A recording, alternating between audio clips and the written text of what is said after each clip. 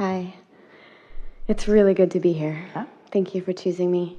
And I am so ready for something different, to feel good. And I know it's my beliefs that are holding me back. That's just the most confounding thing, isn't it? I want so much to feel good that I can't. I want so much to feel good that it hurts. It does. Yeah, so have you tried taking a nap? Because when you wake up, you have a better chance of feeling good. What is it that's all over your face? What is it that you are using so steadily as your excuse not to feel good? What's bothering you? I don't feel good all the time. I am exhausted. I'm sick. I got sick last year. That's why we said the receptive mode is the replenishing mode. And do you know how people get exhausted? They get exhausted because they're in the receptive mode that isn't the source energy receptive mode. They're in the receptive mode, and so they're trying to help these people, they're trying to help these people, they're trying to solve these problems, and after a while they just get depleted because they are not replenishing, they're just receiving inspiration to act. It's like our friend trying to help her niece out. It's those kinds of things. So, do you ever go to the replenishing well? Do you meditate? I try, but I feel like then I just have all this, like with... But listen to the way you're arguing for your limitations. Did you ever have an effective time of meditation? Yes. And what does it feel like? There was a time in my life... Don't get too philosophical about it, because your philosophy is what's tripping you up. What did it feel like when you had a successful meditation? Calm. Felt calm. Calm in comparison with what you've been describing of not feeling good. Does calm feel good? Yes. Yeah. So For a little while. But you see what you just did? You turned calm into something that doesn't feel good. You're like deliberately leaning away from your receptive mode. And it's all right. A lot of people do it because you've been facing facts for so long. Yeah. What are the facts that you are facing that make you feel so uncomfortable? Who do you listen to on the radio? I actually don't think I'm going to get well. So you don't yet believe in the replenishing mode. Yeah. Well, do you feel better sometimes than others? Mm-hmm. And can you get the better going? When you get the better going, does it last at all? When you find that feeling of calm, can you perpetuate it in any way? Yes, it feels out of my control. Sometimes if my body has energy, it flows. But if my body doesn't have energy, it doesn't. But you see, we get what you're saying, and we understand when the momentum is going, it does feel out of control. You've been listening to us, and you've heard the analogy that we offer endlessly about being at the bottom of the hill trying to stop the car, rather than just stepping out in front of it when it first starts to roll down the hill. So momentum is really what you're talking about here. So you got to get out ahead of it. That's why we explain that when you first wake up in the morning, there's less of that momentum going because it stopped while you were sleeping. And so you have the better chance of finding something that feels good. Yeah, that's the best part of the day. Are there any subjects or conversations that you focus upon that when you focus upon them, you feel better? The next positive thought that I've been reaching for is it's okay. And then where does that lead? It's okay right now. I'm okay right now. Yeah. And then where does that lead? I can string some moments of okayness together and I can feel okay. And how about I have felt okay and I felt not okay and I keep feeling okay. So I guess it doesn't matter if I feel not okay because I can feel okay again. So this is evidence of it feeling better. So what is the distress that you are predominantly feeling? Describe it to us. That because I have no energy, I won't be able to continue in my purpose, my life, my relationship. All right, so then... Energy is the frequency of money. It's money.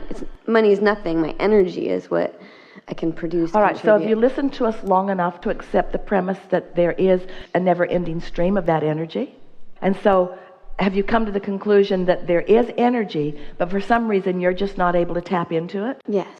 And have you also followed us when we say that you know when you're not tapping into it because you feel negative emotion, and you know when you are tapping into it because you feel positive emotion? So can you accurately say you never tap into it? No. So would it be more accurate to say sometimes I tap into it and I'd like to do that more? Yes. Is it accurate to say I know when I'm in the receiving mode of it and I know when I'm not? Sometimes. If negative emotion is the indicator, then don't you know? sometimes I feel like it's like I can even be in a positive, but my body is so exhausted that it just takes it away. But the thing that we want you to separate is the manifestation that has already happened from the vibration. In other words, you can do this in the same way that a person could feel some enthusiasm about prosperity when they're deep in debt. If your current condition is going to control the way you feel, then you're right. You'll never find the energy. But if you're smart enough to know that this current condition is only the byproduct of what I've been doing energetically, and that I can do something different, then doesn't that make you know that you can make a change? Isn't it logical? It's completely logical. Do you ever wonder what your inner being knows about this? We really want to talk about this depleting of energy, because so many of you focus upon things that are debilitating energy-wise, and you keep doing it because you think you have enough resiliency to withstand your own vibrational storm. And you get away with that for a while. You get away with that for a while, but the longer you do it, the more it depletes you. At the same time, the more you are depleted, the more you're asking for energy. So you've got this thing going on where you're depleted and asking, and the energy is coming, but you're disallowing the energy that's coming. So imagine a rubber band. And someone's got hold of one end of it, and you're taking hold of the other end of it, and you're just barely pulling on it, just barely.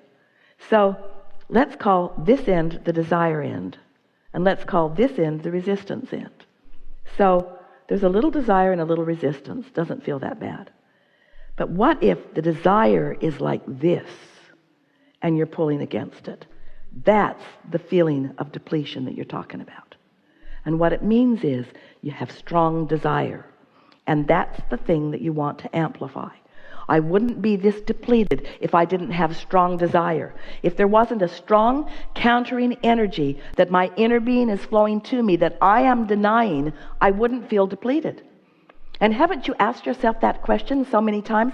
When you look at people that don't know anything about any of this, and they're just sort of bipping along, bumbling along, seemingly living happily ever after, not really asking for that much. They don't care. They don't even know all the things that they could want because they've not even thought about all the things that they could want. Sometimes I'm jealous of that. Well, here's the deal. There's no such thing as regression. You can never be less than your life has caused you to be. So you have one and only choice, and that is to receive the energy that you've been asking for. What you just said to us, I wish my life hadn't caused me to ask for so much because somehow I can't get into the receptive mode of what I've asked for. So therefore I wish that I hadn't asked. That's never, never, never, never, never, never true from your broader non-physical perspective. But we can understand how it feels when you're not letting it in. We refuse to acknowledge that you never let it in. We know that you often do. We refuse to acknowledge that you can't get hold of this and really get it going because we can feel the power of your desire. We refuse to acknowledge that you won't be well or that you cannot do that because we can see what's going on in this vortex. We can see how close to being in the receptive mode you often are. And we are really not interested in being a sounding board that perpetuates your statements that are working against you. You got to use different terminology or sleep a whole lot more. So how can I get out of the way? You got to look for more positive aspects. And when you find them, stay there just a little while. Don't look for sounding boards that will listen to you. We've started to say this to our mother who was talking about her daughter earlier. Her daughter's really asking for it when she says, I don't feel good. I don't feel good, which makes a mother come forth with a solution. And so you got to stop complaining when you don't feel good if you don't want people who think they have solutions to come. You see what we're getting at? Well, one of my beliefs is that my mother has the same sickness as I do, and she actually never got better. And so, I bump up against that too. I see it, and... So we just want to put things in perspective for you. Sickness is about depriving yourself of energy. And when you really, really care about things, you ask for really strong energy. And when you deny it, you feel really, really bad. And if you can just look at it in that way, if you can stop framing it out in other ways, if you want to be well, you've got to stop arguing for the fact that you can't be. And if you believe anything that we've been saying, then that should be something that you want every word that comes out of your mouth to be leaning in that direction. And we're not saying that you can get there all at once, because momentum won't let you. But you can sure do better than you're doing as you're sitting here talking to us. You could make many more positive comments than you are about this thing that you want so much. Do you believe that you're an energy being? I believe that I'm an energy being. Say it. I believe I'm an energy being. Do you believe in law of attraction? I believe in law of attraction. I believe in law of attraction. Do you believe in your guidance system? Yes. I believe in I my believe guidance in system. my guidance Do you believe system. that your emotions are important information? My emotions are important information. I believe that before the feeling of lethargy sweeps over my body, that there were negative thoughts that preceded it. I believe I can catch those negative thoughts.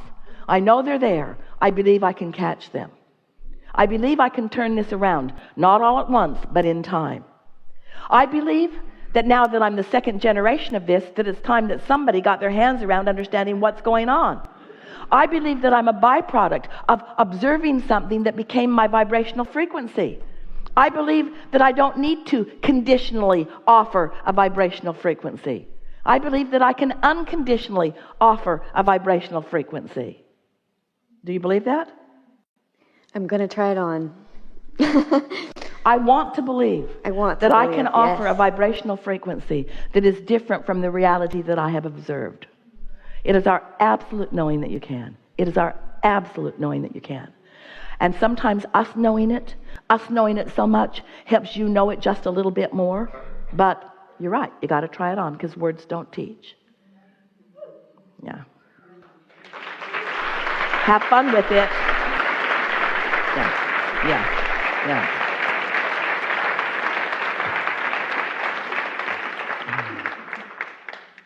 We'd like you to run just a little. Just run just a little. A little more. We'd like you to just run around the room just one time. We'll run with you. We'll run with you. Go with her. Go with her. Go with her. Go with her. Go with her. Go with her. Go with her. Go with her. Go with her.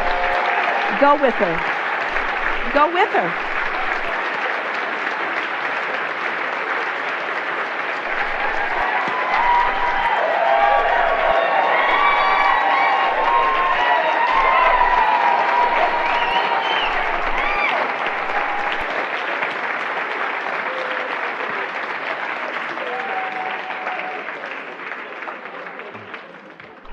Stop making stuff up.